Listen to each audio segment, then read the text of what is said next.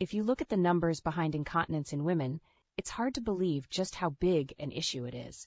Incontinence affects more women than diabetes, breast cancer, and heart disease, but it doesn't get nearly the attention it deserves. That's why the National Association for Continence has created the We Count campaign to help you realize that this isn't just a you problem, it's an us problem. There are treatments available right now that can make a real difference in your life, and we invite you to take action today. Visit nafc.org/we-count for essential facts, insights, and resources on stress and urge incontinence, overactive bladder, menopause-related leakage, and more. That's nafc.org/we-count to learn more and discover that there truly is strength in numbers.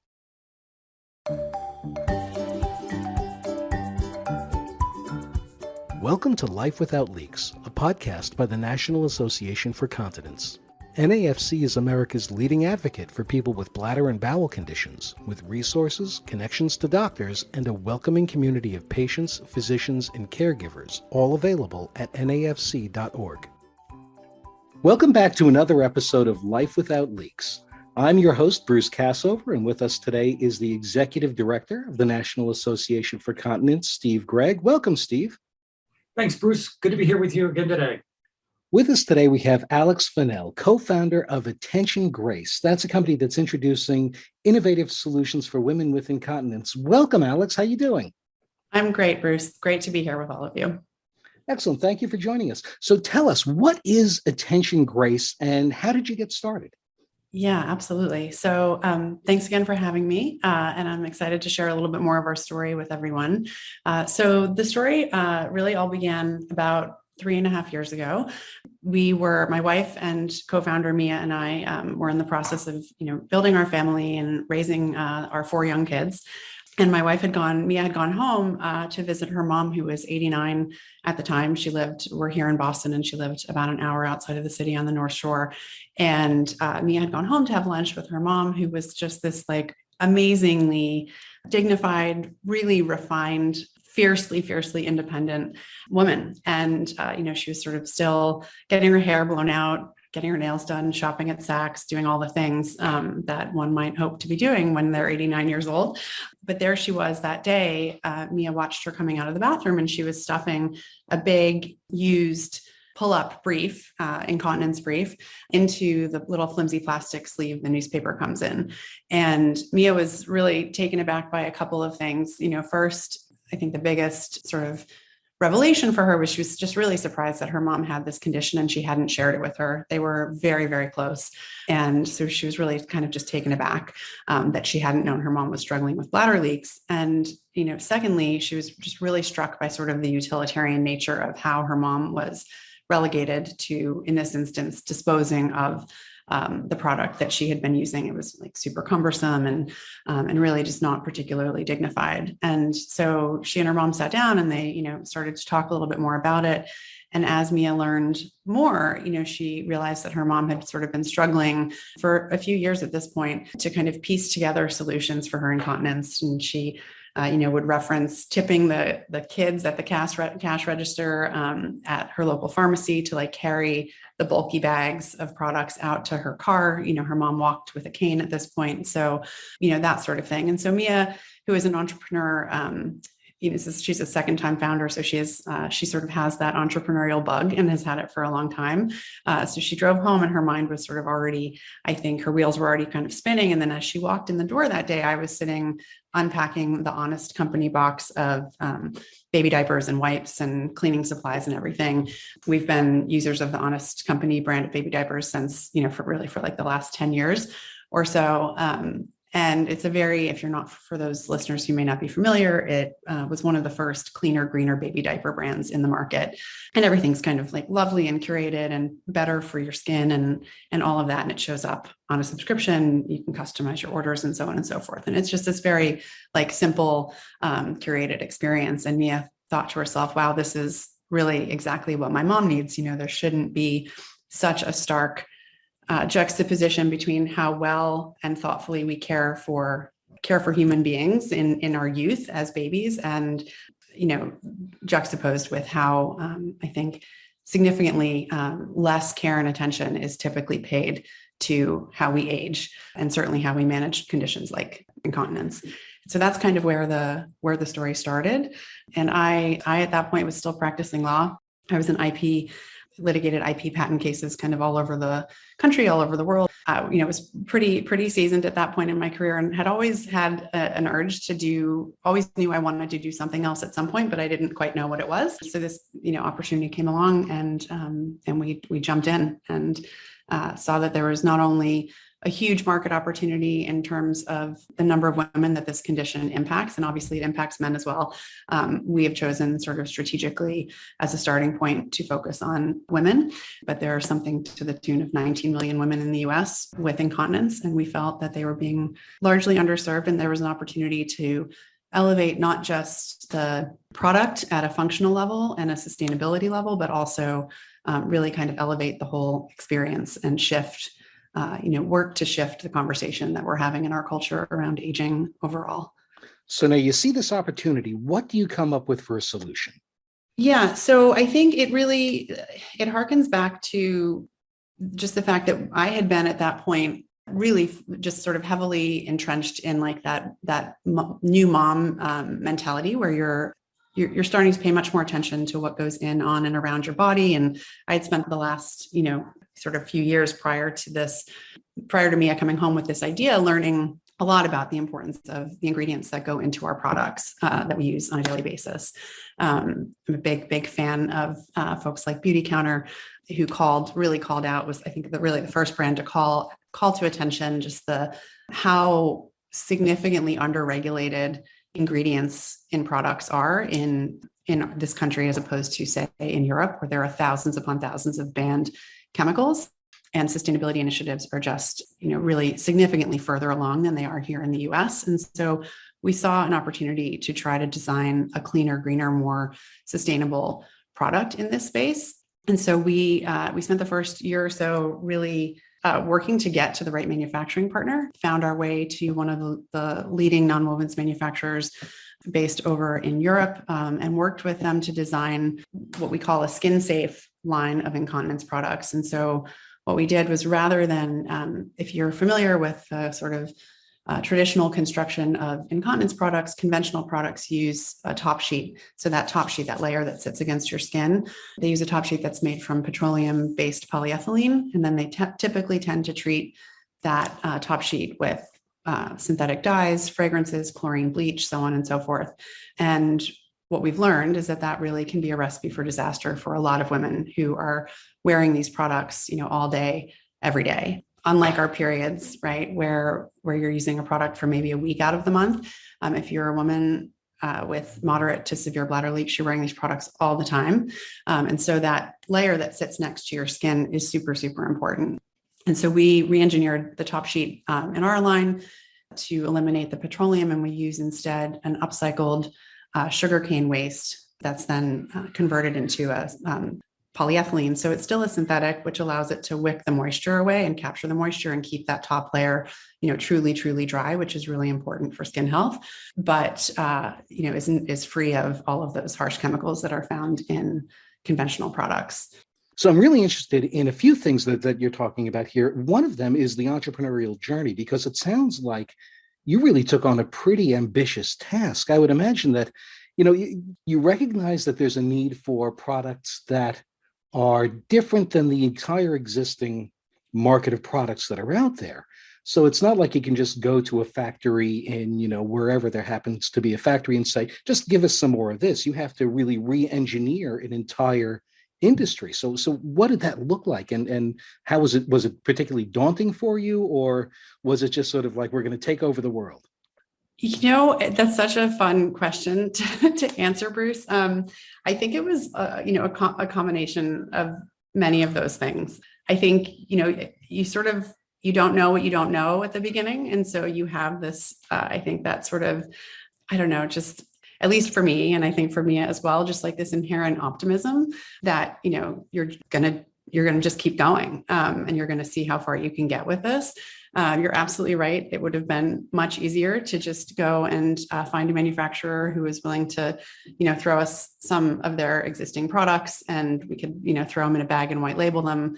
That's certainly one approach that's been taken. But we really did want to raise the bar at a product level as well. And so it was daunting in the sense that, here you had two complete industry outsiders, coming to the table to try to talk with these massive, massive manufacturing partners. Not all of them were willing to engage with us. We had a lot of people tell us that what we were setting out to do couldn't really be done. And in hindsight, I smile when I think about it, because there were a million reasons we should have quit at like so many different points in time in the process.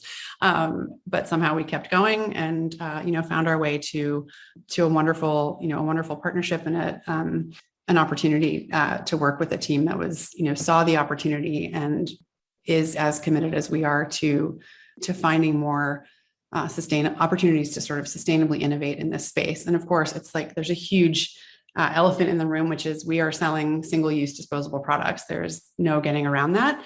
But the way that we like to think about it is that until the technology exists to develop a truly fully functional incontinence pad or brief / pull-up, depending on the language you like to use, we're trying to sort of bridge that inevitable gap. And so we looked for every touch point, not just from the product design standpoint and the components, but also our packaging, working with carbon neutral factories, so on and so forth. Really just trying to like bridge that gap at every touch point where we could, and replacing the non-renewable resources with renewable materials wherever we could. And so inching ever closer to a truly sustainable solution in this space.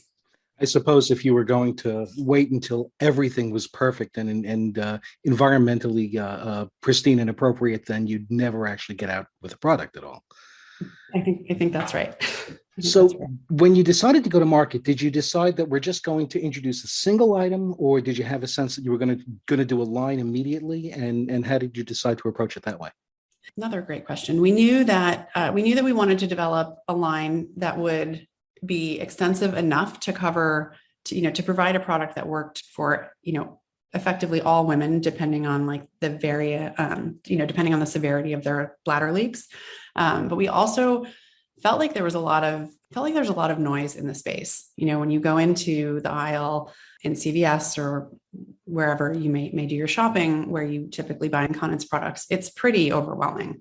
All the packages kind of look the same. It's hard to decipher whether, do you really need like two versions of a micro pad, or can will a liner suffice, and that sort of thing. And so we tried to strike a balance really between taking some of that noise out and making the line a little bit more approachable, and also making sure we were covering everyone's needs. And so our line that we launched with it started with liners for very light leaks, and then hybrid pads for light leaks and period flow, and then all the way up to, moderate, heavy, and then briefs. Kind of touched every point on the spectrum, so to speak. So you finally had enough. It took a while, but you've made the decision that you can't live like this anymore, and you're ready to see a physician. You think it'd be easy to find somebody who could help, right? Not so fast. Finding a qualified provider is not like picking a plumber from the Yellow Pages. You want somebody who really knows their stuff. The good news is NAFC has a doctor finder right online, so you can find a specialist that you can count on. It's free too. Just visit nafc.org, hit the resources button at the top, and choose Doctor Finder. That's nafc.org, then the resources button at the top, and choose Doctor Finder. It's the single most important thing you can do to put yourself on the road to a life without leaks. When you decided to get started, so was this self-funded? Did you have people who you already convinced to believe in you and help back you? Or did you just sit there, roll up your sleeves and say, we're going to pay for this and make this happen? No. So it was a combination of the two things, I would say. For the early days, it was, a lot of us just kind of self-funding it. And then we raised a small friends and family round before we took on venture capital. And we took on our first wave of venture capital in 2020. So just shortly before we launched. And how did that launch go? Oh gosh. The launch was I mean, it went extraordinarily well, but it was funny in that, it took us a long time to raise that pre-seed round of venture funding, which is, ultimately what got us to that launch, that sort of pivotal moment of being able to launch the brand. We were supposed to launch in March of 2020. And of course, the world shut down. And so there we were. It was a little bit anticlimactic, but we managed to get to market with, I'd say, half of our launch collection by June of 2020. So we hadn't launched, fully. We didn't have our full line in market until probably November, just given the delays in the supply chain and shipping and all the rest with COVID kind of going on at that point. But it was remarkable. We launched and a couple of things happened. One, Mia and I knew or felt very strongly instinctively that we wanted to design a product, as I've been talking about, that was, cleaner and greener and better for her body, without obviously compromising on how effective the product is. And we kind of knew that it was inconceivable to us that we would bring a brand into the world right now that wasn't really anchored around a commitment to more sustainable solutions. And that being said, we really hadn't anticipated the extent to which women were experiencing this skin irritation from conventional products that have that petroleum-based top sheet. And so when we launched, we just started to hear over and over again from women, I've tried every other product on the market. I've been dealing with this issue for years. This is the first time that I'm not having this painful skin irritation. And that skin irritation, we've learned, can range from just kind of itchy and like sort of discomfort level irritation to open sores that need, antibiotic treatment. So it really was a much more pervasive and extreme problem than we had anticipated.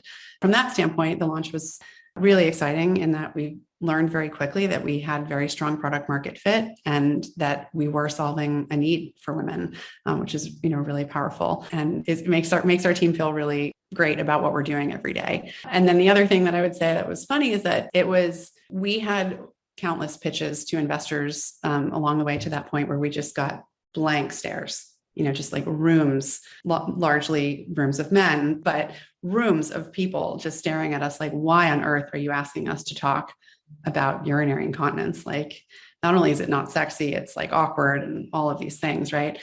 And so it took us a long time to find the right investors. And then when we launched, we just had all of this inbound interest start coming in from these, some larger funds who were like starting to take notice, I think, not just of the opportunity within urinary incontinence, but within the larger aging space that I think has been historically overlooked. And, I think that's starting to shift, and that we were sort of at the beginning of that shift, which was kind of exciting.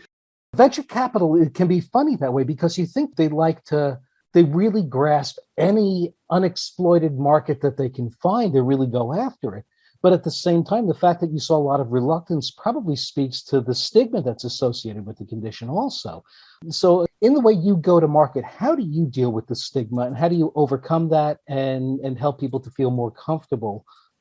Yeah. So on the consumer facing side, a few years ago, we sat down and did some really important kind of soul searching as a brand and went through an exercise where one of our teammates, who she's been with us since the beginning, she's one of our first employees. Her name is Layla Breyer. She's our head of brand and culture, and she was really pushing us to figure out what it is beyond, what is our mission overall as a brand, like beyond just designing more sustainable, high performing, skin safe products for women. What is our greater vision? And we landed on wanting to destigmatize aging for women, across the board.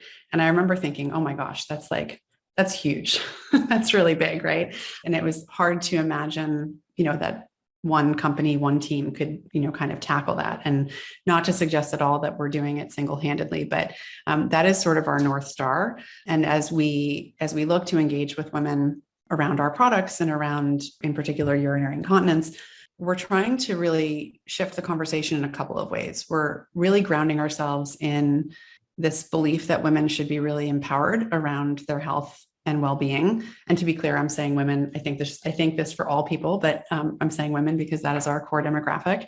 And so it's not just about getting the products that you need. We firmly believe that women should have access to information about this condition most people, as you guys well know, most people don't know that there are things that you can do to mitigate this condition. Not all of the things work for all of the people. Most of them are not permanent fixes, but there are things that you can do. There are modalities both in Eastern and Western medicine that can alleviate some of these symptoms. And so, for instance, you'll see on our blog and our resource directory, we have a searchable nationwide database of different specialists who can help women with this condition. So urologists and urogynecologists on the more sort of traditional end of the spectrum, also acupuncturists and pelvic floor therapists.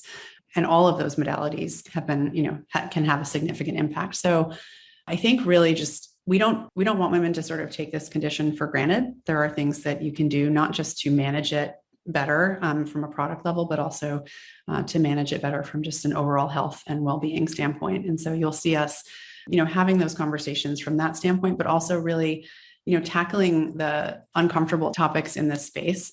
We've seen so much amazing work done in the femcare space around periods and opening up that conversation and destigmatizing periods and period care, et cetera.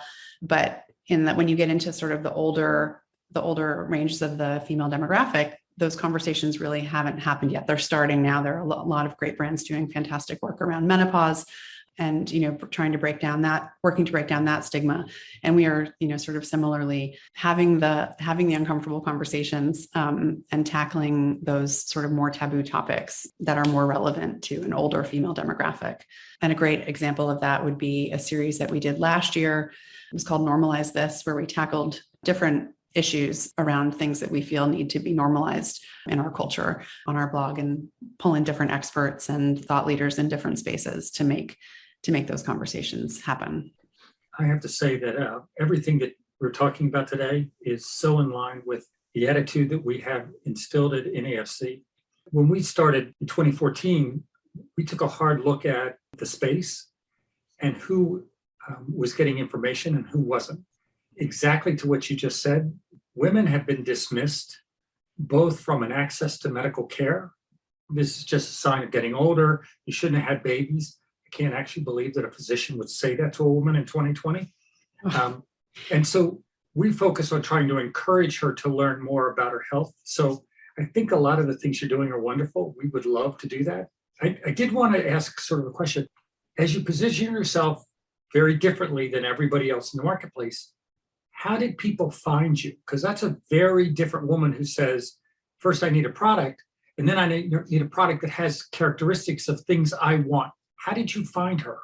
Yeah, no, that's a great question. And also, I just wanted to say, you know this from the time we spoke before, Steve, but we're just such fans of what you all are doing and the work and that we share that sort of perspective on this problem. In terms of how we found her, so this actually goes back to, just reminds me of another story about pitching, or in the early days to the venture world. We kept hearing over and over again, how are you going to find this woman? She's not online, and we're thinking, what on earth are you talking about? She's only online. Of course she's online. Of course she's online. And one of my favorite stories from the week we launched is that the very first DM direct message that we got on our Facebook channel came from an incredible woman named Trudy, 92 years old, just slid right into our DMs. And, that sort of says it all. She's out there, she is reachable. I think in terms of so to answer your question from a sort of tactical level, it's been primarily online so far, especially having launched in the height of COVID, the beginning of COVID. Our ability to grow the brand sort of through more in-person connections just hasn't really been there yet.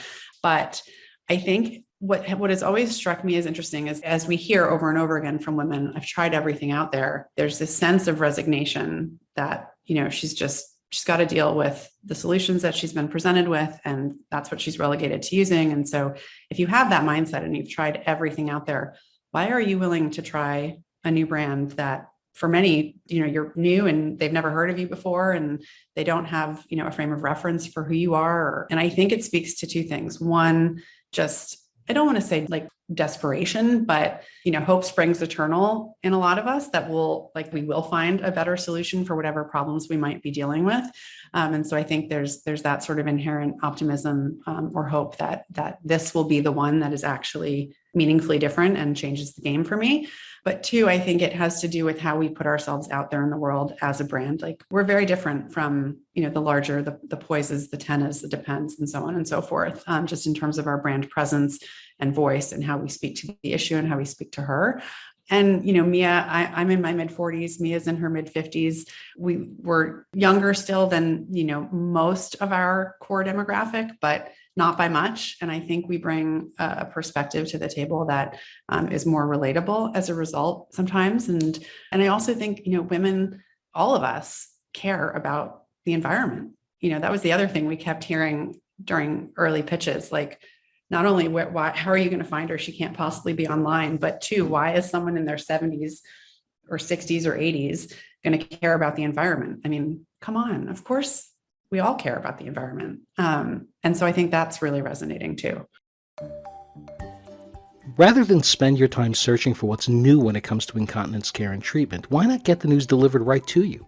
The National Association for Continence puts out On the Go, a regular newsletter with the latest on conditions, with expert opinions, patient stories, opportunities to participate in research, and more, all to help you live a life without leaks.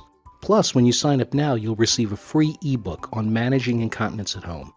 Just visit us at nafc.org and check out the email sign-up button at the top. It takes just a minute to stay in the know. So when it comes to making an environmentally superior product, did you go to manufacturers with ideas? Did you ask them for what they thought was doable? How did you approach that? Yeah, that's a great question. So we did have one idea, and this, I have to say, would not have been particularly original if we had gone this route. But we originally thought that we would take what had been done in the period care space with cotton and extend it into the incontinence space. And thankfully, we've had the good fortune. I like to say that the upside, the sort of silver lining of it having taken us as long as it did to get started and raise that first venture round prior to launching was that we had a lot of time to build out our network. And so we met just some really phenomenal people in the industry along the way, some of whom were willing to kind of take us under their wings and really educate us around the space. And so one of those mentors, she's now on our advisory board. Her name is Linda Kelly. She's been in the nonwoven space for like 25 plus years. She's amazing. And she said to us, whoa, ladies, you can't use cotton. You can't use a cotton top sheet for bladder leaks. It doesn't absorb urine the way it absorbs blood. Like it's just fundamentally different chemistries, different viscosities, different flows, so on and so forth. And so we came very close to making that mistake, thankfully didn't, and sort of used that learning as a jumping off point to start exploring other, I don't want to say a hybrid option, but like the fact that we're using a fully plant-based top sheet, but that is still synthetic really is something that came out of that learning around the inadequacies of cotton within the urinary incontinence space. And once you started to introduce this, did you find that people embraced it immediately, or did it take a little bit of learning for people to recognize how different you are and why you have an appeal that traditional products don't? I think for some women, hard to say in hindsight. Like I'm sure there were some women who saw one ad, clicked, bought, and the product worked out of the gate. But I'm quite certain that the majority of people, there's a learning phase. We have had and still have a lot of educating to do in this space. For instance, a lot of women, understandably, assume that a period pad is going to work just as well for urinary incontinence as an incontinence pad. That's actually not the case. They're fundamentally they're quite different in terms of their design and how much super absorbent material they need and all of that.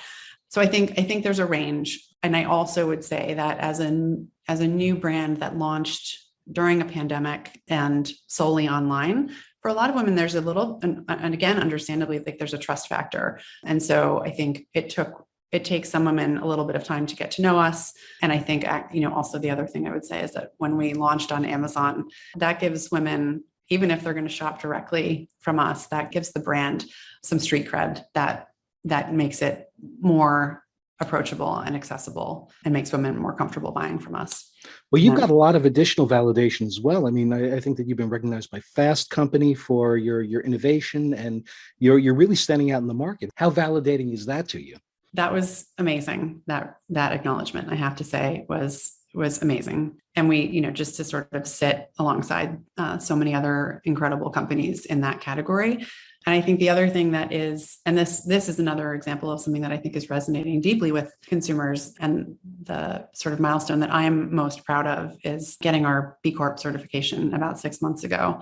If you're not familiar with that process, rigorous does not adequately capture it. It's a very rigorous application process, and they're very selective in terms of making sure you really are meeting all of the criteria, both in terms of like designing your products and running your company in a way that's more sustainable, but everything from how you treat your employees to, transparency around sourcing and ingredients and all sorts of things. So to be acknowledged in that way has been huge. So for those who are unaware, what is a B Corp in the first place? Yeah, so certified B Corp is a status that you get your certification by applying through an organization called B Lab, and it's a nonprofit network that is really working to kind of transform the global economy to make business a force for good. So that's kind of at a very high level. That's their mission, to sort of drive businesses and companies to focus their efforts not just around designing better products and optimizing for profitability and that sort of thing, but really building companies to be a force for good that benefit people and, communities, and then obviously our larger planet.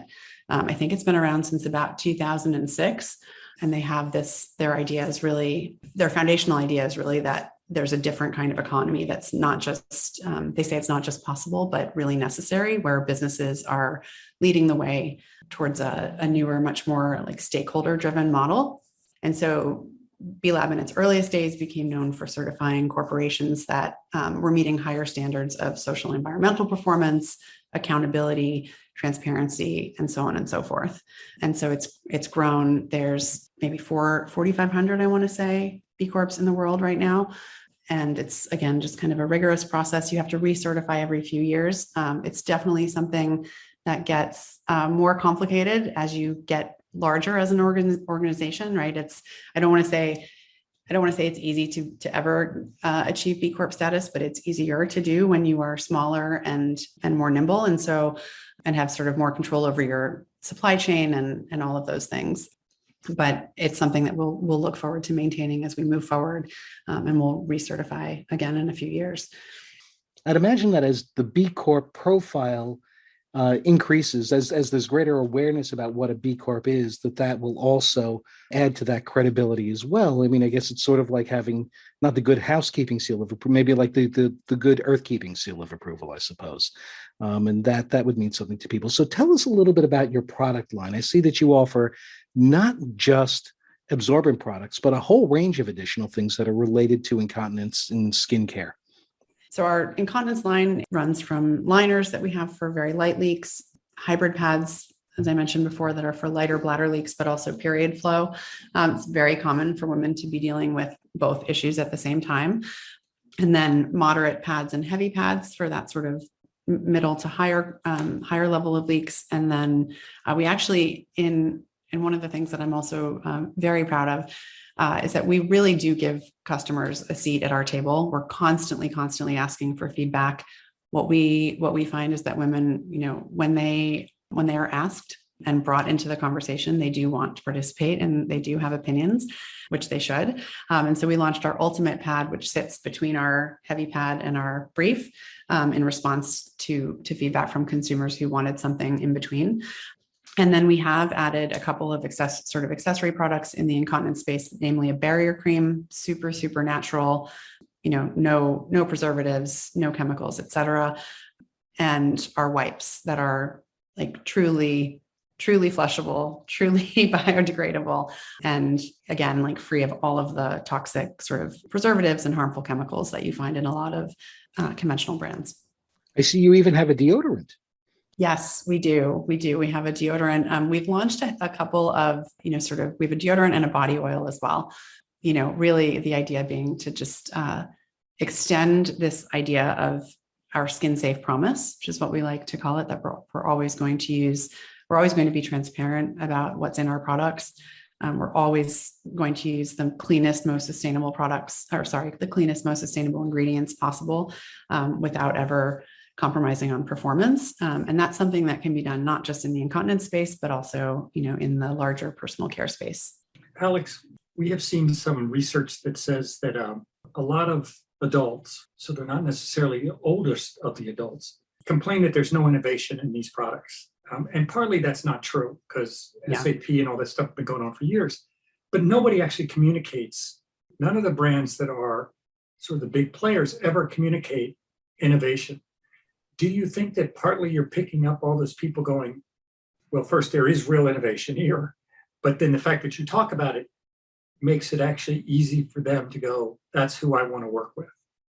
Yeah, I think that's really interesting. I think when there has been incremental innovation in the category. Like no one could say otherwise. But I think a lot of that innovation has focused, or at least in the way that the bigger brands talk about it with their consumers. So on the consumer facing side of things, it's about aesthetics, a lot about, color or like patterns on the prints and so forth, that kind of thing. And not to suggest that that's not all important as well. It certainly is. But I think there is a real hunger is not the right word, but I think people are really interested to know like what is actually going on behind the scenes. And, it's become very common, particularly in brands focusing on, for instance, mothers and younger women, where, when you look at, sort of like the Glossiers and like the makeup brands and the different wellness brands and supplements and so on and so forth, like those brands are having conversations about, what is really happening behind the scenes, like what's in those products, why are they different? And that's what people want to hear. I think right now it's that much more sort of conversational approach to commerce. And so, yeah, I think that is making a difference. Women in their 60s, 70s, and 80s, like they've got a lifetime of experience behind them. Like they're not going to have the wool pulled over their eyes, so to speak, So yeah, I think they appreciate the candor and the transparency. One of the things I really like about your products, I mean, I know that people are going to choose the product that works best for them or fits what their particular needs are, but I really think that you've done a great job with the branding as well. If you look at the packaging, the design that you've developed, it really reflects those principles of freshness and simplicity and cleanliness really well. I think that you guys have really built in a very distinct and really appealing brand also. Oh, well, that's very nice to hear. Thank you, Bruce. We had the very good fortune of working with an amazing team of designers here in Boston to design that first round of packaging. And yeah, I mean, I'm heavily biased, but I think it's quite beautiful.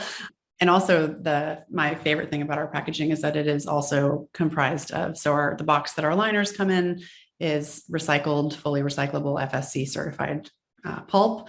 And then our packaging that looks more like the traditional like plastic packaging is actually the majority of it is green polyethylene. Speaking of the brand, one thing that I haven't asked you about yet is, can you tell us about the name? Yeah, absolutely. So credit here goes again to Layla, who I mentioned earlier, and goes back to that same working session I was describing, where we were really trying to get at what our larger mission was going to be. And so Attention Grace is really, it's meant to do a couple of things. The attention really is meant to acknowledge that we are shining a light on an issue that is heavily stigmatized and just really has been underserved and overlooked for far too long. Similarly, drawing attention to and engaging with a demographic of women that has been overlooked and underserved for a really long time. Grace is not at all ever meant to be a reference to aging gracefully. In fact, if you were to see our brand guidelines, you would see that we say, we do not use that sort of play on words. Grace is really meant to be every woman. And so making the brand and what we're doing accessible, approachable, relatable, all of those things. Now, speaking of the name, it is Attn, Grace. And you also actually have a colon in there, like it's the attention from a memo. Exactly. So I'm wondering, that might be a little confusing to people who are just trying to type the name into the URL bar. Maybe you could tell us, how can people find you? Yeah, you can find us just by typing Attn Grace, Attention Grace, into your browser, and we will pop up, attentiongrace.com. But you're also on Amazon as well? We are also on Amazon. You'll see us on social media. I think that's a really great place to actually get a feel for who we are as a larger brand. If you're interested in more than just learning about the products, you'll see us talking about a lot of issues that are relevant to our demographic. Another place where you can find us is on YouTube. And we've launched the very beginnings of a series with our medical advisor. Her name is Dr. Barbara Frank. We call her Babs. She is a force. She's an amazing, amazing physician, but also just an amazing human being. And so we launched a series on YouTube called So Glad You Asked. And the first one that's up there is about pelvic floor therapy. So it's super informative, and it's also highly entertaining.